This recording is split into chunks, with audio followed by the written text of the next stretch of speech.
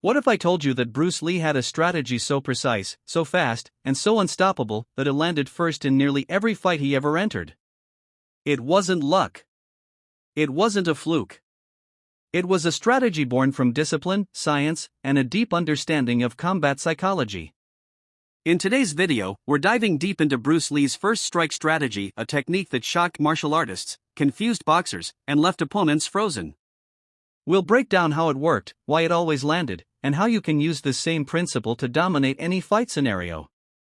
Stick around, because once you understand this, you'll never look at fighting the same way again.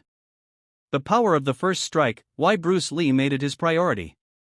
In real combat, the person who strikes first doesn't just score a point, they shift the entire dynamic of the fight. Bruce Lee believed deeply in this. His goal was simple: never give the opponent time to think. Hit first, and you control the rhythm, the space, and the psychology of the encounter. This isn't about being reckless. Bruce Lee didn't throw wild punches hoping one would land. His first strike was calculated. It was based on reading the opponent's slightest movement, predicting their next step, and firing a technique faster than their mind could react. The first strike didn't just hurt. It shattered the opponent's mental balance. Most fighters train to defend after seeing a threat. But what happens when the threat has already landed before you even register it? That was Bruce Lee's genius. He once said, "The best defense is a strong offense." The moment you hesitate, you've already lost.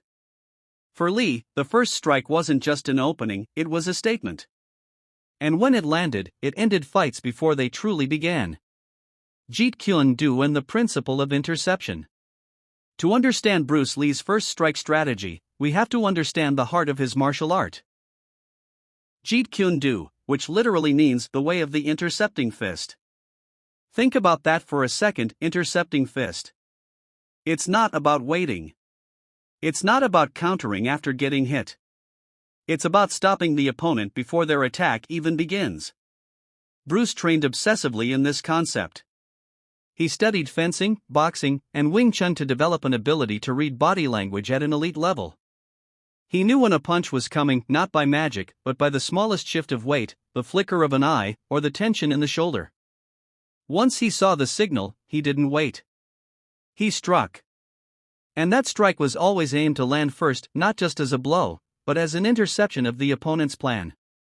His timing was legendary.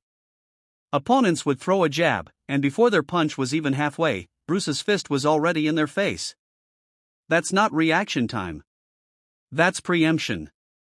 That's the first strike strategy. The tools, which techniques made Bruce Lee's first strike so effective? Bruce Lee didn't rely on just one move to make his first strike. He adapted H.